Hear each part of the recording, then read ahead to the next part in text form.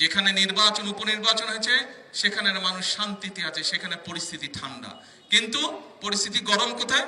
বায়তুল মোকাররমে।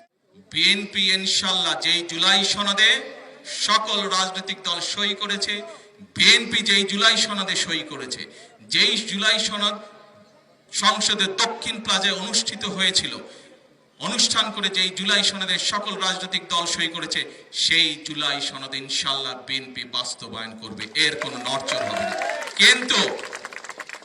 কিন্তু যারা বিএনপির খাল খনন, বিএনপির ফ্যামিলি কার্ড, বিএনপির কৃষক কার্ড, পেশাদার খেলোয়াড় তৈরি সহ এই সকল জনগণের জনকর্মসূচি সেইগুলোকে বাধাগ্রস্ত করবে, বিএনপি জনগণকে সাথে নিয়ে তাদেরকে প্রতিহত করবে।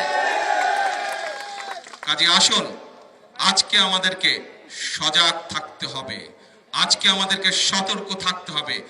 কারা স্বৈরাচারের ভূত কাদের উপরে আবার ধীরে ধীরে আসর করছে, কারা আবার দেশে অরাজকতা তৈরি করতে চাচ্ছে। 2 দিন আগে আপনারা দেখেছেন, আমরা সমগ্র দেশের মানুষ দেখলো, বাংলাদেশের 2টি জায়গায়, এক শেরপুর, 2 বগুড়ার একটি আসনে উপনির্বাচন হয়েছে। হ্যাঁ, হয়তোবা অবাঞ্ছিতভাবে 2-1টি ছোটখাটো ঘটনা ঘটেছে। আমি 2 দিন আগে নির্বাচন হবার পরে বাংলাদেশের সকল পত্রিকাগুলো ঘাটাঘাটি করলাম। পত্রিকার কোনো খবরে কিন্তু কোনো জায়গায় কোনো যে অবাঞ্ছিত ঘটনা ঘটেছে, কোনো জায়গায় অপ্রীতিকর ঘটনা ঘটেছে তেমন কোনো নিউজ নাই। ছোটখাটো 1-2টা হালকা ঘটনা আছে নিউজ, কিন্তু অভিযোগ করার মতন কোনো পত্রিকা না। বাংলাদেশের যত বড় বড় পত্রিকা আছে সবগুলো আমি পুঙ্খানুপুঙ্খ নিউজগুলো পড়লাম, দেখলাম, খোঁজ করলাম, কোথাও কোনো ঘটনা নাই। যেখানে নির্বাচন উপনির্বাচন হয়েছে সেখানে মানুষ শান্তিতে আছে, সেখানে পরিস্থিতি ঠান্ডা, কিন্তু পরিস্থিতি গরম কোথায়? বায়তুল মোকাররমে। যেখানে ঘটনা ঘটলো সেখানে কোনো খবর নাই, পরিস্থিতি গরম হচ্ছে বায়তুল মোকাররমে। কারা পরিস্থিতি ঘোলাটে করার চেষ্টা করছে নিশ্চয়ই সেটি আপনাদের অজানা নয়। অজানা? আপনাদের অজানা নয়।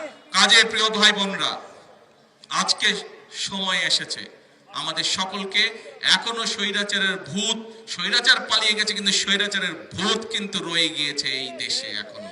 কাজে আমাদের সকলকে সজাগ থাকতে হবে, আমাদের সকলকে সতর্ক থাকতে হবে, যাতে জনসম্পৃক্ত যে সকল কর্মসূচি আছে এই কর্মসূচিগুলো যাতে বাধাগ্রস্ত হতে না পারে। আমরা দেখেছি অতীতে কিভাবে দেশের মানুষের ভাগ্যের পরিবর্তনের রাজনীতিকে বাধাগ্রস্ত করা হয়েছে।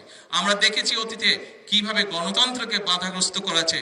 গণতন্ত্রের কথা বলে, জনগণের কথা বলে, জনগণের স্বার্থের বিরুদ্ধে কাজ কারা করেছিল, কি কি কাজ করেছে, এগুলো আমাদের জানা আছে।